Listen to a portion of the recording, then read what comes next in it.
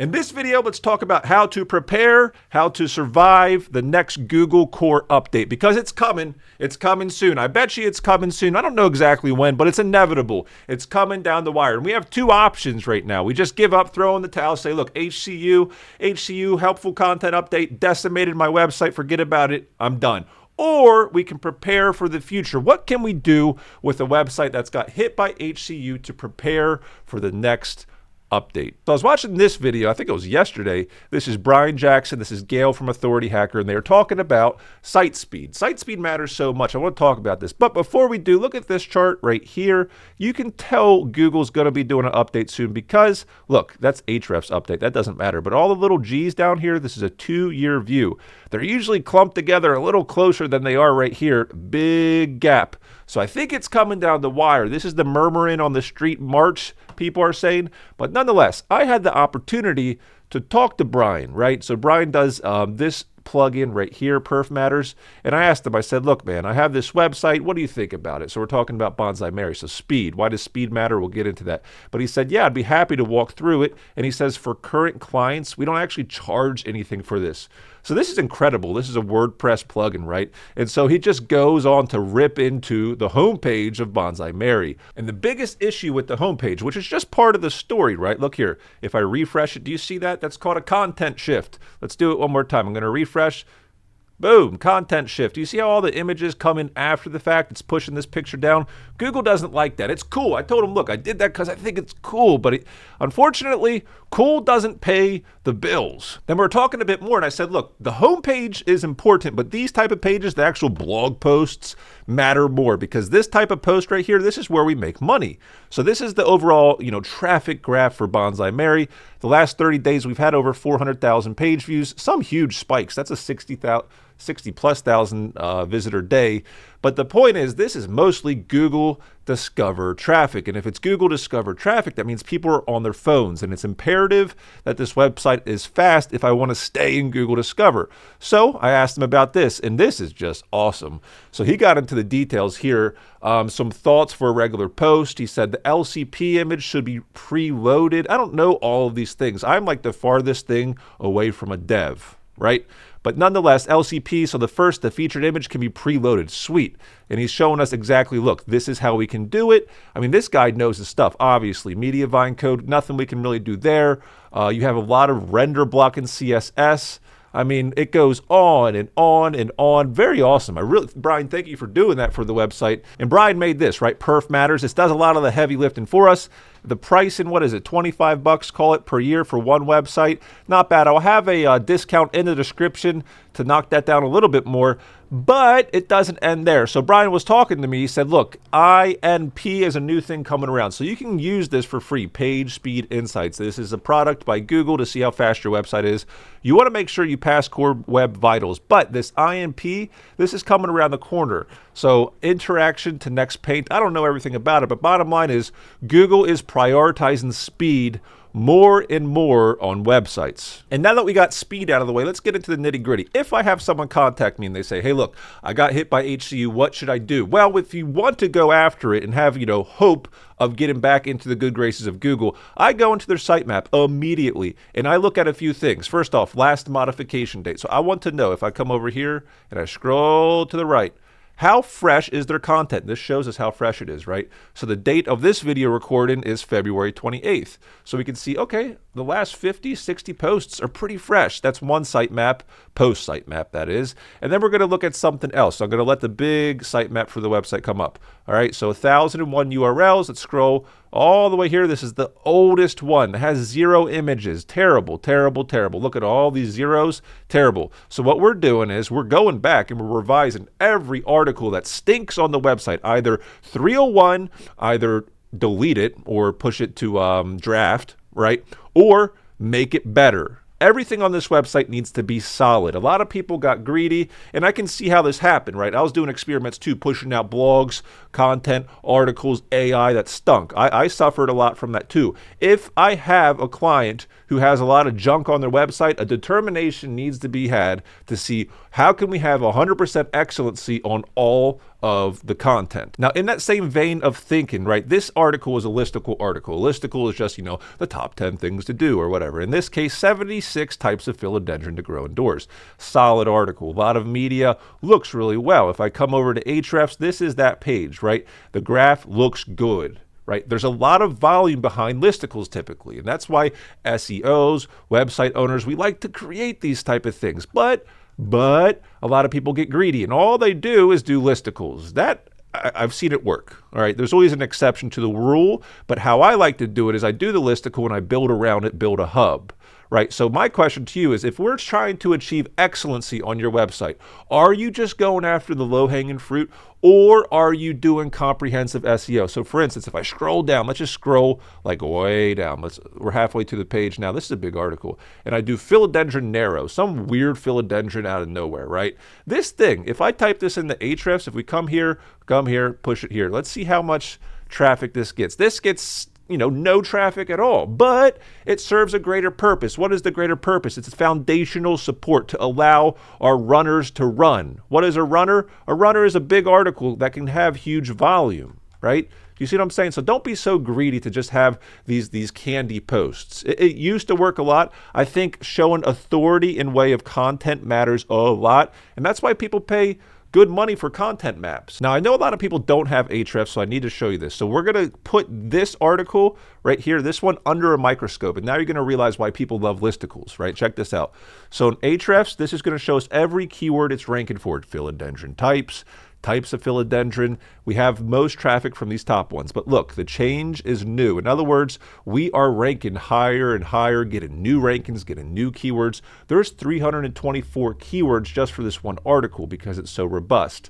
And if I go to Google and I type in philodendron types, this kind of has the heaviest volume. The spruce is beating us, epic gardening, lawn, but we're number 5. And keep in mind, this is a DR like 27 website. So if you can make it work, you can swing it, you can beat people like Bob Villa. I don't even know how to pronounce his name.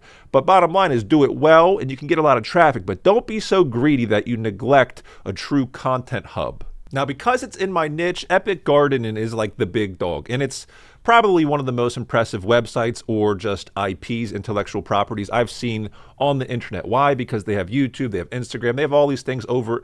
It's ridiculous. The traffic they get must be absolutely ridiculous. And guess what? They did fine in HCU. They're doing just fine. So if we want someone to emulate and look towards, let's look towards this website. So what does this website have that most regular, quote unquote, niche websites don't have? Let's just look at the comparisons. Let's go down the whole homepage and look at this thing.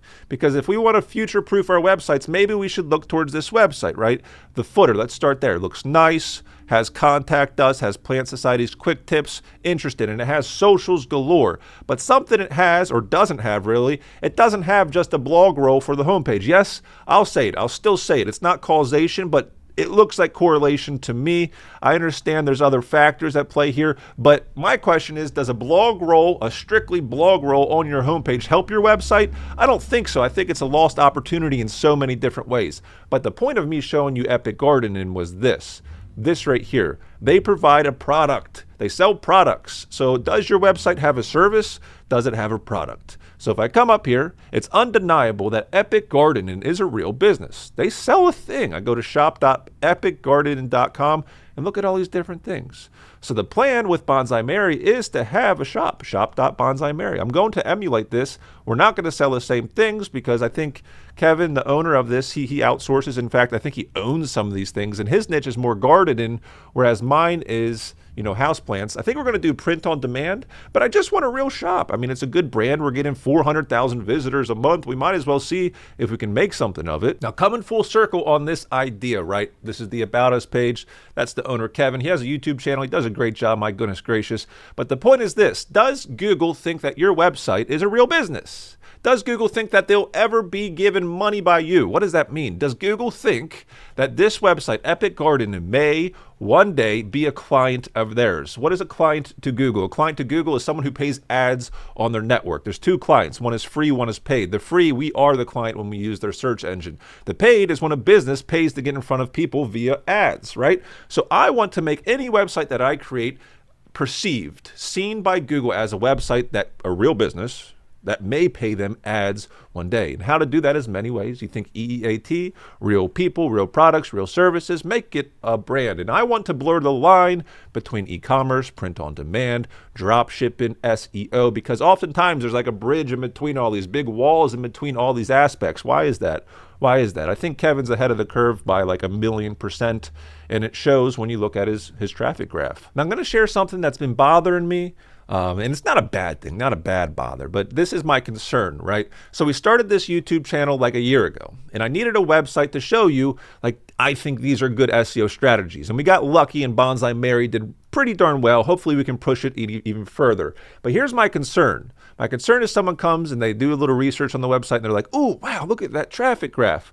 But you have to realize, I think there's three things to success in SEO, right? And this has to do with HCU as well. So number one is content. We need a good content plan. We need a good way to create, affordable content. That's relatively easy nowadays. Number two, a lot of people neglect is backlinks. Don't ever forget Bonsai Mary. Bonsai Mary has a solid backlink profile. I bought the domain. I saw an opportunity, bought it for $2,000. And if we click here, all the domains in here, I mean, there's some solid ones. And this URL, this domain, bonsaimary.com, has been around for like, I don't know, 15 years. So that really matters. Don't think, just because I'm showing you my highlight reel, the expectations should be the same.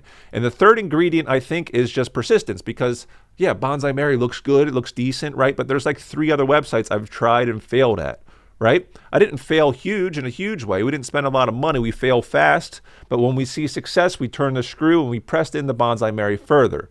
So the backlinks, that is something that we need to focus on as a community. Do you have an active backlink strategy? I was asking this to the community, and 84% of people said no. And I think that's a missed opportunity for a lot of people. I know people watching are bootstrappers. There's a certain demographic where there's business owners, there's bootstrappers, people who want to do it yourself. And it's a mix in between. So help a marketer out, right? This is the easiest thing you could ever do. 5 minutes a day with backlinks, my goodness gracious. So I have a video, I'll have it in the description, but nonetheless, you can come in here. Look, this is from today from Haro, help a reporter out. Would like an expert for an article called How to Store Towels and Linens to Keep Them Soft for Home and Gardens, right? It automatically creates something. You can push it out with a unique signature. Realize if you're going to use this tool, right? If you're going to use this tool, you don't have to 100% go after your niche. It would be really good regardless for me to get a Home and Gardens, right? A homeandgardens.com backlink to Bonsai Mary. Now that was a lot in this video, a lot of different things, but I still think SEO,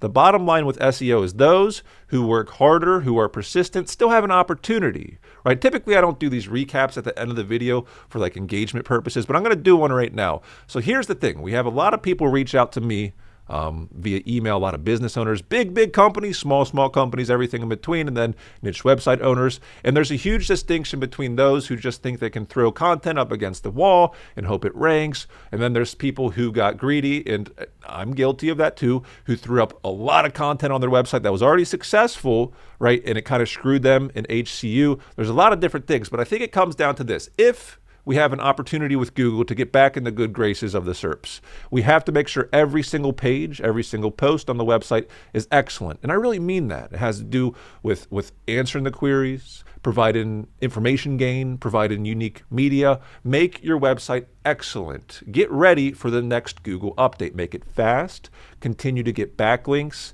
and be persistent. It has to be your decision whether or not you're going to continue with a website that got hit by HCU, because it's kind of like a poison pill. That's what I call it. It's like a poison pill. It's like once you get the poison in your body, in the website, it seems to just keep tanking. Early February, it seems like we have some, sideways movement, but for a while it's been down for any website with the poison pill. So you have to make a decision. Do you think your time is better spent elsewhere, or are you going to focus on the website that was pretty darn good at one time but got hit by HCU? And if that's the case, make sure everything is excellent.